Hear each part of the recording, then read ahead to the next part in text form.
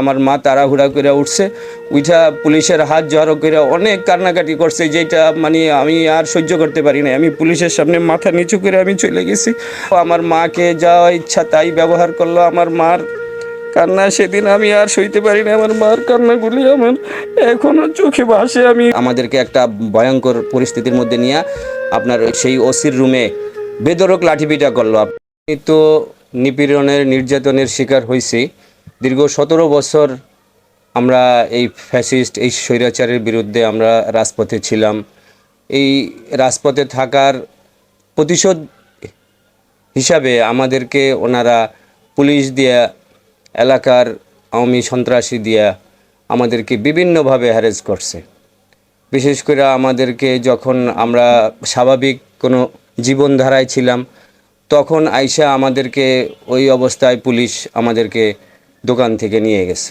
আমার একটা ব্যবসা আছে, সেই ব্যবসা আমি পরিচালনা অবস্থায় আমি দোকানে যেয়ে বসছি, আসর নামাজ পড়ব, প্রস্তুতি নিচ্ছি। ওই সময় আইসা আমারে দোকান থেকে 4-5 জন আইসা পুলিশ বলে আপনি উঠেন। উঠা দোকান থেকে আমারে জোর জবরদস্তি করে নিয়ে গেছে। আমি বললাম যে কিসের জন্য আমাকে নিচ্ছেন, আমার বিরুদ্ধে তো কোনো ইয়ে নেই। আপনি উঠবেন না আমরা জোর করব। আমারে বাই ফোর্স আমার দোকান থেকে উঠে নিয়ে গেছে। নিয়ে সারা দিন ঘুরে গেড়ে বিকাল সন্ধ্যা হয়েছে, তখন আমাকে থানায় হ্যান্ডওভার করছে। এভাবে করে রাত্র যত বাড়তে রইল, দেখলাম যে একের পর এক আমার পরিচিত রাজপথে যেই আমার সংগ্রামী নেতাকর্মী, আমার বন্ধু সহকর্মীরা আসছিল, তাদের আস্তে আস্তে সংখ্যা বাড়তে রইল। আমাদেরকে দেখা কেউ গলায় জড়ায় ধরে কাঁদতেছে, কেউ বলতেছে প্রত্যেকের দুঃখের কথা, কোথার কী অবস্থায় ছিল ওইখান থেকে উঠে নিয়ে আসছে। একেবারে আপনার সাঁড়াশি অভিযান। তো সেখানে প্রায় 2 মাস, 18 ইলেকশনের সময় 2 মাস আমারে কারাবন্দি করে রাখছে। অনেকেই আমাকে জিজ্ঞেস করছে যে আপনি এই যে কারাগারে ছিলেন, আপনার অনুভূতিটা কি? আমি বললাম যে না, আমার তো কোনো ব্যক্তিগত কোনো অনুভূতি নাই। যেখানে আমার নেত্রী বন্দি, সেখানে আমার মতো একটা কর্মী, সাধারণ কর্মী আমি বন্দি থাকলে আমার কোনো আফসোস নাই। আমার নেত্রী না বাইর হওয়া পর্যন্ত আমি সেখানে থাকলে আমার কোনো সমস্যা নাই। আমি এই জন্য স্বেচ্ছায় থাকতে রাজি আছি। আমরা যখন আমাদেরকে নিয়ে গেল এখান থেকে আপনার কেরানীগঞ্জে যাওয়ার পরে আমাদেরকে একেবারে সেই অমানসিকভাবে কুকুর বিড়ালের মতো আমাদেরকে হাজার হাজার নেতাকর্মী একসাথে আমাদেরকে বন্দি করে নিয়ে রেখে দিছে সেই আপনার একটা রুমের মধ্যে। সেই খাবার দাবার নাই, কিছু নাই। আপনার সেই ওনাদের যে কয়েদি, তারপরে যেই কারারক্ষী আমাদের সাথে যে কি নির্মম ব্যবহার, আমাদের দাঁড়াইতে দেয় না, বসতে দেয় না, তুচ্ছ তাচ্ছিল্য ব্যবহার, যা আপনার বললে আমার বুক ফাইটে আসে। সেই সময়কার সেই করুণ পরিণতির কথা, সেই নির্যাতনের কথা। বড় একটা বিল্ডিংয়ে, সেই বিল্ডিংয়ের নাম হলো আপনার কর্ণফুলী। সেই বিল্ডিং থেকে আমাদেরকে কোথাও যাইতে দেয় নাই, নিচে এবং সেই বিল্ডিংয়ের মধ্যে আমাদের স্বাভাবিক খাবার দাবার, স্বাভাবিক চলাফেরা আমরা করতে পারি নাই। আমাদেরকে গেট থেকে বাইর হইলেই আমাদেরকে আবদ্ধ করে রাখছে। অন্য যারা চোর ডাকাত এরা ছিল, ছিনতাইকারী, মাদক ব্যবসায়ী, এরা দিব্যি দূর থেকে আমাদেরকে দেখছে, হাঁটছে। কিন্তু আমরা রাজবন্দীরা আমরা কিন্তু বাইর হইতে পারি নাই। আমাদেরকে বাইর হইতে গেলেই 200 টাকা দেওয়া লাগবে, 500 টাকা দেওয়া লাগবে, আধা ঘন্টা সময়। সাথে আরেকজন আমাদের সাথে যারা দেখা করতে গেছে, আমাদের দর্শনার্থী, আমার ভাই বোন, মা বাবা, তারা দেখা করতে পারে নাই। মালামাল পাঠিয়ে দিছে, মালামাল ফালাইয়ে দিছে। হিসাবে খাবার দাবার দিছে, খাবারের মধ্যে আপনার সেই কণা, তারপরে খাবারের পরিমাণ কম। হ্যাঁ, যেটা স্বাভাবিকভাবে খাওয়া যায় না। একটা মানুষ এই জমানায় সেই খাবার দাবার খাইতে পারে না। আমি দীর্ঘদিন আপনার বিএনপির রাজনীতির সাথে যুক্ত। আমার রাজনীতির ছাত্রদল দিয়া, তারপরে যুবদল, এরপরে আসছি মূল দলে। যুবদলে আমি সিনিয়র সহসভাপতি ছিলাম এই ওয়ার্ডের, এবং পল্লবী থানার শিক্ষা বিষয়ক সম্পাদক ছিলাম। বর্তমানে আমি এই মূলদল বিএনপির সহসভাপতি। ওই সময় তো খুব নির্মমতার সাথে আমার দিন কাটছে। আমি তো সারাদিন বাসায় থাকতে পারি নাই। সেই দোকান থেকে উঠে নিয়ে যাওয়ার পরে আমি সারা দিন বাইরে বাইরে বাইরে বাইরে কাটাইছি, বিভিন্ন মসজিদে, বিভিন্ন বন্ধুবান্ধবের কাছে, বিভিন্ন অসহায়ত্বের মতো আমার দিন কাটছে। কখনো দুপুরে খাইছি, কখনো দুপুরে খাই নাই, বিভিন্নভাবে যায় মসজিদে পড়ে রয়েছি না খায়া। সন্ধ্যার সময় বাসায় আসলে দেখা গেল যে খাবার আর রুচি থাকে নাই। খুবই অসহায়ত্বের মধ্যে সারা দিন পার করে বাসায় আসছি।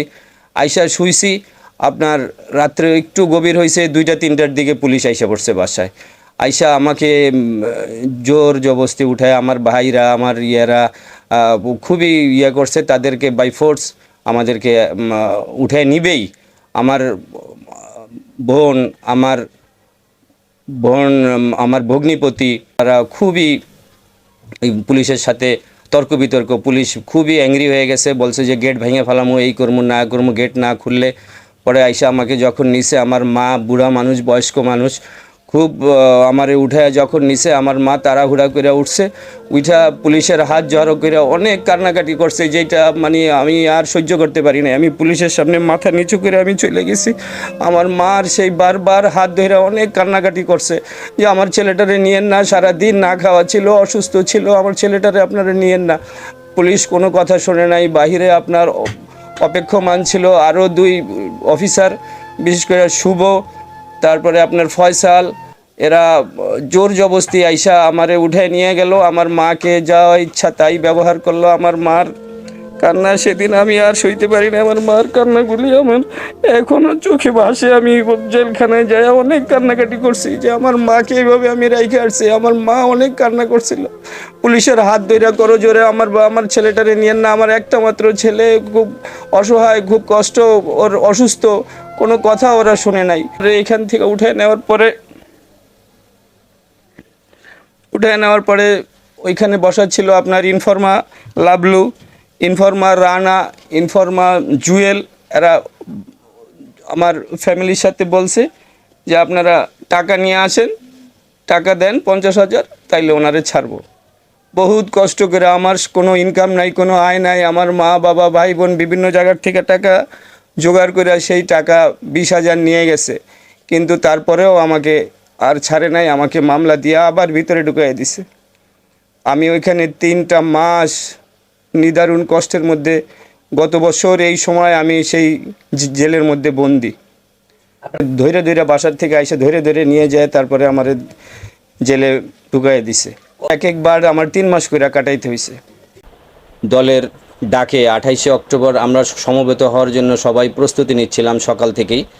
তখন পুরা ঢাকার শহর একটা ভয়ার্থ পরিবেশ সৃষ্টি করে ফেলাইলো। পুলিশি কর্ডন দিয়া, পুলিশি মহড়া দিয়া, পুলিশি দিয়া, তার মধ্যেই আমরা রওনা করলাম যে আমরা 28শে অক্টোবর যে কোনো প্রকারই আমরা যাব। 10 নম্বরে আমরা যখন আমাদের দলীয় নেতাকর্মী নিয়ে আমরা সমবেত হইতেছিলাম, ওই সময় আপনার কাফরুল থানার এসআই মাহমুদুল হাসান হুন্ডা নিয়ে আইসা চতুর্দিকে আমাকে ব্যারিকেড দিয়া একবারে অস্ত্র ঠেকাই দিল। বললো যে এখান থেকে যে দৌড় দিবা তাইলে একবারে ফায়ার করে দিব। আমার আজকে অনুমোদন আছে গুলি করে দেওয়ার, কেউ এখান থেকে দৌড় দিবা আমি এখানে গুলি করে দেবো। আমলো ফোন করলো, গাড়ি আসো, এখানে পাইছি, বিএনপির লোক পাইছি, আসলো। খুব হামরি তামরি করে আসলো, আমাদেরকে আইসা পুরা অ্যারেস্ট করে ফেলো। একটা আমার সহযোদ্ধা আপনার শকত ভাই, উনি আসলো, আমার যে কর্ডন করছে উনি বুঝতে পারে নাই। উনি আইসা আমাকে হাত মিলানোর জন্য আমার কাছে আসছে, সঙ্গে সঙ্গে ওনাকেও ধরে ফেলাইলো। ধইরে আমাদেরকে থানায় নিয়ে গেল। থানায় নিয়ে যায় আপনার যে বেদরক লাঠিপিটা করলো। বেদরক লাঠিপিটা করে আপনার ওসির রুমে নিয়ে গেল। ওসির রুমে যায় দেখি আপনার ওইখানে এসপি, ওইখানে ডিসি, বিভিন্ন থানার আপনার ওসিরা, যত ডিউটি অফিসার আছে ওই দিন সবাই অ্যালার্ট, সবাই যে যার সবাই অ্যালার্ট। আমাদেরকে একটা ভয়ঙ্কর পরিস্থিতির মধ্যে নিয়ে আপনার সেই ওসির রুমে বেদরক লাঠিপিটা করলো। আপনার একজনের পর একজন নাম ধইরা তারপরে পিটাইলো। এরপরে পিটানোর পরে আবার নিল আপনার দোতলায় নিয়ে আমাদেরকে সবগুলা সেই গারদের মধ্যে ঢুকাইয়া সেখানে আবার পিটাইলো। আমি আপনারা টাকা দিচ্ছি, আপনি আমাকে ছাড়েন। ও আমাকে নিয়ে সেই রুমের মধ্যে ঠাস ঠাস ঠাস ঠাস করে থাপ্পড় দিয়ে দিল। মুখের মধ্যে থাপ্পড় দিয়ে আমার রুমের মধ্যে অকথ্য ভাষায় গালিগালাজ দে, কত টাকা আনবি, বিশ্রী ভাষায় বকা দিয়ে কত টাকা আনবি, 10 লাখ টাকা আনায় তারপরে যাবি আজকা। তারপরে আমি বললাম যে স্যার এত টাকা কোথায় পাবো। পরে আবার লাঠি আনলো আর ওর যে ইনফর্মার ছিল, ইনফর্মারে বললো যে তুই আন, এই ইলেকট্রিক শর্ট আন, প্লাস আন, ওর নখগুলি উঠায় ফেলাইতেছি, ওর নখগুলি আন। যেই টাকার কথা শুনছে এই ওর শুরু হয়ে গেছে, আরও যাতে আমি টাকা বাইর করি, বাইর করি।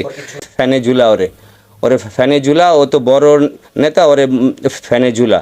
ওর সাথে সবাই হাত মিলাইতে আসে, করে এইভাবে করে আমার অকথ্য ভাষায় বকাঝকা করলো। তার না, আমাকে তো ছাড়েই নাই, আবার ভিতরে ঢুকাইছে। ভিতরে ঢুকানোর আগে আপনার ও আমারে বলল যে টাকা তো আনলি না, তো এইবার বুঝবি তুই মজা। তো আমারে আবার আপনার সেই রুমের থেকে বাইর করে নিয়ে আসলো, নিয়ে আইসা বলল যে ফোন লাগা, তুই ফোন লাগা বাসায় কথা বল। আমি কই যে স্যার আমার কাছে তো মোবাইল নাই, আমার কাছে মোবাইল নাই। মাহমুদুল হাসান আবার বকা দিয়া বলল, মোবাইল কি করছস, মোবাইল বাইর কর, তুই মোবাইল বাইর কর তোর মোবাইল। তখন আমি একটা ছোট্ট বাটন মোবাইল বাইর করলাম, দেখে আমারে আবার মারলো যে তুই বদমাইশি করস, এই বাটন মোবাইল এখন কেউ চালায়, এটা বইলে আবারও আমারে অত্যাচার করলো। পরে আমি বহুত কষ্ট করে আমার ওয়াইফের নাম্বারটা মনে করে, এদিকে ব্যথায় আমি জর্জরিত, ওয়াইফরে ফোন দিলাম। ওয়াইফ আসলো দৌড়ে থানায়, যে কাফরুল থানায় আসো। আমার সেই ওয়াইফ যাইয়া আমি বললাম যে যা টাকা আছে নিয়ে আসো। তো আমার স্ত্রীও বুঝতে পারছে, আমার ওয়াইফ বুঝতে পারছে যে আমারে খুব টর্চার করতেছে। তো যা আসিল, যেখান থেকে যা আসিল নিয়ে ওর কাছে গেছে, নিয়ে ওর টাকা, ওর ইনফর্মা দিয়া ওই টাকাগুলি ওই মাহমুদুল হাসান ওই ইনফর্মার কাছে নেওয়াইছে। আবার আমারে আবার ভিডিও রেকর্ড করছে। ও ভিডিও রেকর্ড করা বলতেছে যে তুই বলবি যে তুই বোমা বানাইছস, তুই বোমা মারছস, বোমা রাখছস, তোর কাছে বোমা পাওয়া গেছে, কী জন্য বোমা বানাস, কী জন্য বোমা মারস, এটা কি দেশের জন্য উপকার, দেশের জন্য ক্ষতি? এইভাবে করে আমারে মোবাইল সামনে ধরে ভিডিও করতে বলতেছে। পরে আমি বলছি যে না স্যার, আমি তো এগুলি করি না, আপনি স্যার আমার এগুলি মিথ্যা কথা বলেন কেন, মিথ্যা কথা বলেন কেন? আবার অকথ্য ভাষায় বকা শুরু করছে। তারপরে আমার ওয়াইফরে নিছে, ওয়াইফরে নিয়ে ওয়াইফের সামনে আবার ভিডিও করছে, যে আমার বলছে যে খবরদার তোর ওয়াইফরে কিচ্ছু বলবি না। এই তুই তাঙারি ব্যবহার করছে যে তোর ওয়াইফরে কিচ্ছু বলবি না, তোর ওয়াইফরে যদি বলস তাইলে কিন্তু রাত্রে তোর ইলেকট্রিক শর্ট দিব। আমি চুপ হয়ে গেছি, আমি কিচ্ছু বলিনি। আমার ওয়াইফের সাথে যেয়ে আবার ওয়াইফের ভিডিও রেকর্ড করছে যে আপনার স্বামীরে আপনি সুস্থ পাইছেন, আপনার স্বামীর কোনো অক্ষত পাইছেন, আপনি কাউরে কোনো টাকা পয়সা দিয়েছেন? না, কোনো টাকা পয়সা দেই নেই। কিন্তু ও ওই জায়গায় ওই অবস্থায় 20,000 টাকা আমার কাছ থেকে ও নিছে, নিয়ে আমাকে আবার সেই জেলে ঢুকাই দিছে। জেলে ঢুকানোর পরে আবার আমারে 7 দিন রিমান্ডে আনছে।